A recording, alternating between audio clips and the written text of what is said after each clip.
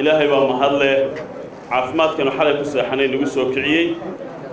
الله كعبسي واني صدر دار من مر والبا فقارو والبونس حسوسيننا ويقبل قيامه نقدم بيقفل والله حسابنا يا تاسوا انت marka ku xiga waxaan u mahadnaqayaa madaxweynaha Jamhuuriyadda Soomaaliland mudane Axmed Maxamed Maxamuud Silaayo waxaan uga mahadnaqayaa taariikh cusub oo shaqadeedii hore ee mikrofoonkan qaranka ugu dadaaliyay igu kabay ama igu laray oo ah amaanada wasaaradda warfaafinta gaar ahaan telefishinka qaranka oo halkii aan ka shaqaynayay halkii laabteeda ku jiri lahayd haddaan xil u baahanahay inaan isleeyay waa meel هو يهيل بالقولة قرب تاجي رجية دمر بيري وين وحنقوم هذا قيام مدحوينه لأن يرد عن كمية كهاية ومجعابي أنا من سنة هاي قار بدنه كمية إن الشام بمركي مدحوينه استقول لندن كنا ولا كريه حل جي السنة وشرايد كواوين إنجليز كوا آخري كريه لندن والدور كوا قلي كوا ومانته مستقبل كوا دي سوا كوا مالين تاني استجي ركّر الله مداي لسان markaan u soo noqdo munaasabadan iyo hawshan marka ugu horeysa waxaan aaminsanahay halku dhigi ahaa ilaahay naxariisana ka waraabiyo cali sugulle dun carbeed tuduc baan ka soo qaadanayaa ama eray ahaa markuu wada tashiga iyo shaqada sida aanu qof quri waxbaba u ahayn inkastoo raganimo iyo haliyeynimo iyo wax walba u dhasho haddana uu ahaa runtii muxuu ahaayeen aan soo qaatay kelmadda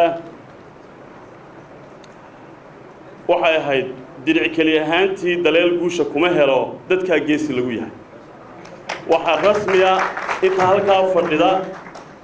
ee shaqaale nooc walba leh oo waliba saddex bah anigu aan u aqaano bahda koowaad waa intii aan anigu ugu yimid xirfadda bahda labaad waa intaan mar wada limid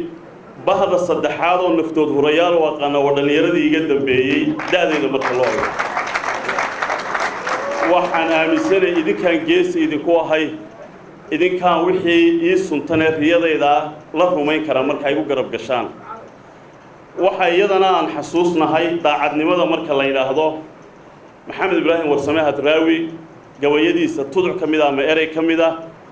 oo runtii ahaa qofba wuxuu ku degan yahay halku daacad kaga haro qofba wuxuu ku degan yahay halku daacad kaga haro anigoo mas'uul haddaan khiyaamo la imaadana baylahadayda maalintaas mid dibadda taala qofkii shaqaale ah isna khaayinimo ama agabka uu ka mas'uuliyay ama waqtiga shaqadu ka mas'uuliyay isku dayayna wax u dhimay isna maalintaas un baylahadiisu qaawantahay sidaa darteed marka koowaad waxaan isu dardaarmaynaa xafladan halku dhiga uga dhigayaa afar eray oo kooban oo laga yaabo in dadka qaarkood muddo badan xasuusan doonaan waayo waxaan afarta eray u soo qaatay xil wasiir soo magacaabo marar badan baan soo arkay xil maamule ama mas'uul TV gaar u leh oo soo magacaabana marar badan baan soo arkay laakiin digreeto madaxweyne waa markii ugu horeysay lagu magacaabo sidaa darteed inaan wax suntaa waa muhiim waan rajaynayaa insha Allah riyadaas in Ilaahay rumeeyo afarta kelmadood waxa weeyaan kow waxaynu ka dhaqaaqaynaa ku dhameysanaynaa daacadnimo qodobka labaad waxaynu ku bilaabaynaa shaqada ku dhameysanaynaa waa dadaal qodobka saddexaad waxaynu ku bilaabaynaa ku dhameysanaynaa waa dulqaad qodobka ugu dambeeya afraadna waa la xisaabtan iyo dabagal haddii aan shaqada si kastoo loo wanaajiyo la isku dabagelin oo lagu wada xisaabtamin anna waxba ima qabsoomayaan intiina halkaas soo fadhidana waxba uma qabsoomayaan mas-uuliyiinta inaga sarraysana waxba uma qabsoomayaan waxaan halkan intiina halkan fadhidaya madaxweynaha iyo shacabka reer Soomaaliland uga ballan qaadayaa in astaanta shanta xarafa ee Somaliland National Television ay ka kooban tahay marka la soo gaabiyo aan dareensanahay haybadda iyo hibada iyo karaamada ay huwan tahay oo ah sumadii qarankan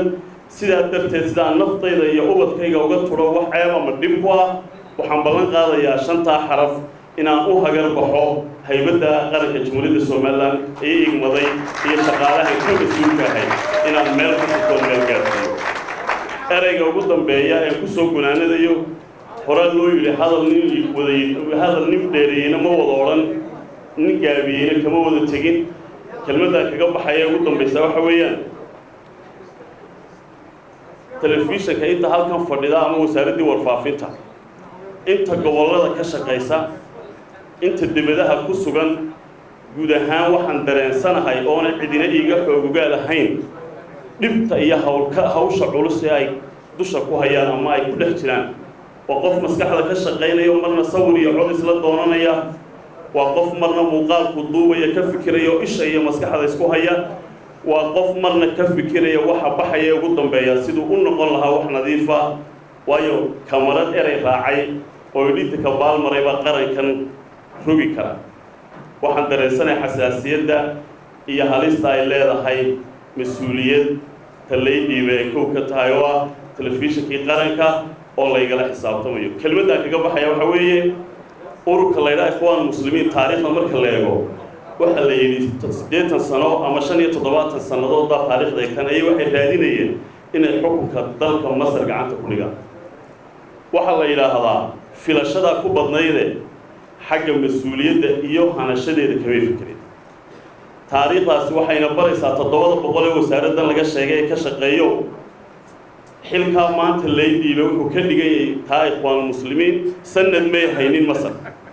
haddii ay u garabgeli weydaan waxay noqonaynaa dad filashada uun jeclaa ee aan hanashadaba ka fikirin in badan baynu lahayn nalooma dhiibin